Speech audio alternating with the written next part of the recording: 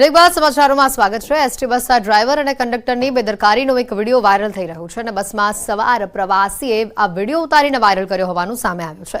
Hotel ઉપર બસ ઊભી રાખવાની લાઈનમાં બેદરકારી મોટી સામે આવી અને આ વિડીયોમાં બસ કંડક્ટરનું વિવાદિત નિવેદન પણ તમે સાંભળી શકશો। હોટલ ઉપર 20 મિનિટ બસ ઊભી રાખવી પડે, 20 મિનિટ થાય તો હોટલથી 200ની ટિકિટ મળે। ટિકિટ ઉપરી અધિકારીને જમા કરાવવાની હોય છે। અંબાજીથી ખંભાત જતી બસમાં વિડીયો વાયરલ થયો। સંવાદદાતા ઈશાન અમારી સાથે સીધા અહીંયા જોડાઈ ચૂક્યા છે, વધુ માહિતી મેળવીશું ઈશાન પાસેથી। ઈશાન, જે રીતની આ ઘટના સામે આવી છે, 200 રૂપિયાની ટિકિટ મળે, ઉપરી અધિકારીને આપવાની હોય અને એમાં તમે બસમાં બેઠેલા લોકોના જીવને જોખમમાં મૂકો છો। આખી આ ઘટનામાં વધુ અપડેટ શું આવી રહી છે સામે?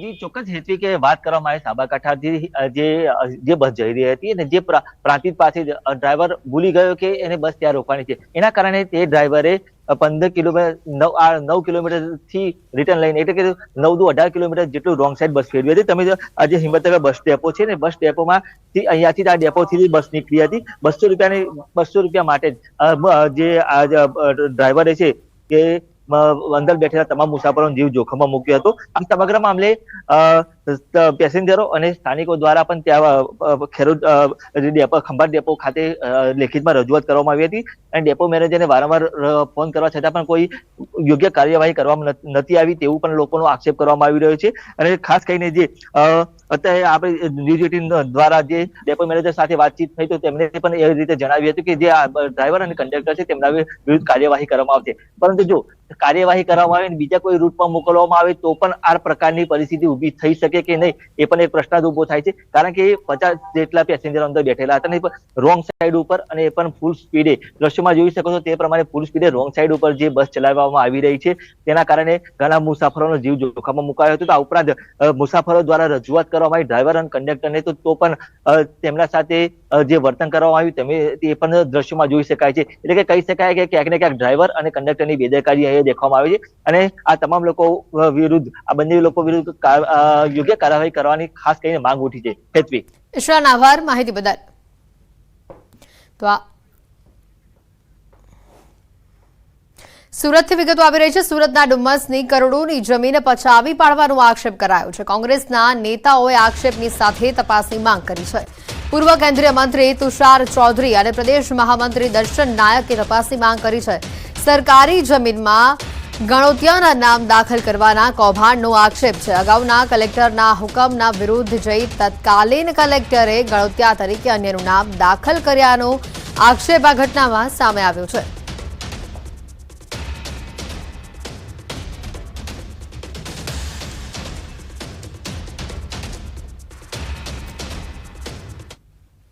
સુરતમાં જ હિન્દુ નેતાની ધમકીના કેસમાં મોટા ખુલાસા સામે આવી રહ્યા છે। હિન્દુ નેતાની ધમકી અને ષડયંત્રના કેસમાં વધુ ધરપકડ થઈ રહી છે। મૌલવી સાથે સંપર્કમાં રહેલા વધુ એકની ધરપકડ કરવામાં આવી છે। ક્રાઇમ બ્રાન્ચે અશોક સુથાર નામના આરોપીને બિકાનેરથી પકડ્યો છે। અશોક સુથાર નામનો આરોપી મૌલવી સાથે ચેટિંગ કરતો હતો। અશોક પાસેથી મોબાઈલ ફોન, લેપટોપ સહિતના ડિવાઇસ જપ્ત કરાયા છે। પ્રાથમિક પૂછપરછમાં અશોક સુથારે ધર્મ પરિવર્તન કરીને અબુ બકર બની ગયો હતો અને જ્યારે તે દિલ્હીમાં હતો ત્યારે મૌલવી સાથે તે સંપર્કમાં આવ્યો। અશોક ત્યાં કમ્પ્યુટરને લગતો ધંધો કરતા અશોકની પૂછપરછમાં ઘણા જ ખુલાસા થવાની પણ હવે શક્યતાઓ વ્યક્ત કરવામાં આવી રહી છે। તો અશોક સુથાર નામના વ્યક્તિની હાલ ક્રાઇમ બ્રાન્ચે ધરપકડ કરી લીધી છે। તેને ધર્મ પરિવર્તન કરીને તે અબુ બકર બન્યો હતો। હિન્દુ નેતાની ધમકીના કેસમાં આ મોટા ખુલાસા સામે આવી રહ્યા છે।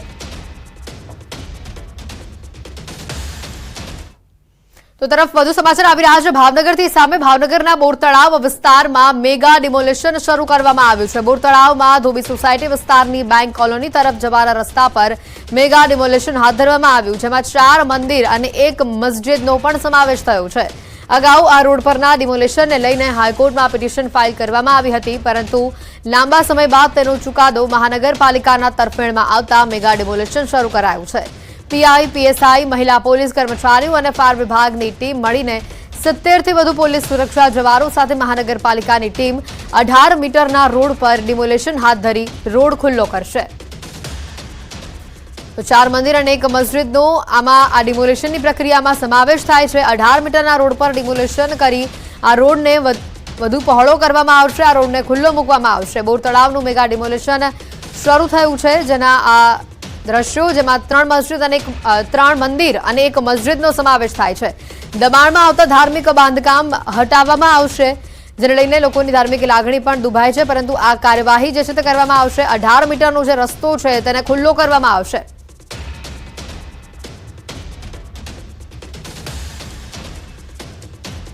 સ્માર્ટ વીજ મીટરનો વિરોધ વધુને વધુ ઉગ્ર બની રહ્યો છે. સુરતના પૂર્ણા ગામની જે સુંદરબાગ સહિત અલગ અલગ સોસાયટીઓમાં સ્માર્ટ વીજ મીટરનો વિરોધ કરવામાં આવ્યો છે. લોકોએ સ્માર્ટ વીજ મીટરની વિવિધ સમસ્યાઓ અંગે વિરોધ દર્શાવ્યો છે, જેમાં સોસાયટીના તમામ આગેવાનો દ્વારા સર્વાનુમતે સ્માર્ટ વીજ મીટર સામે વિરોધ દર્શાવવામાં આવ્યો છે. સુંદરબાગ સહિતની સોસાયટીના રહીશો દ્વારા આજે વિરોધ કરવામાં આવ્યો છે. વિવિધ સમસ્યાઓ અંગે લોકોએ પોતાનો વિરોધ દર્શાવ્યો છે. હાથમાં પોસ્ટર્સ, પ્લેકાર્ડ સાથે અને સ્માર્ટ વીજ મીટરનો તેઓએ વિરોધ નોંધાવ્યો અને સાથે જ રજૂઆત પણ કરી છે. આ મુદ્દે સોસાયટીનો આ જે વિરોધ છે તે સામે આવ્યો છે. તો આ તરફ વડોદરામાં પણ સ્માર્ટ વીજ મીટરનો વિરોધ સામે આવ્યો છે. સરકાર એક્શન મોડમાં છે. એમજીવીસીએલના એમડીને ગાંધીનગર બોલાવવામાં આવ્યા છે. ગ્રાહકોની તમામ શંકાઓ દૂર કરવા આદેશ કરવામાં આવ્યા છે. ઉર્જા મંત્રી સચિવે એમજીવીસીએલ એમડી પાસે સમગ્ર મુદ્દે વિગતો માંગી છે.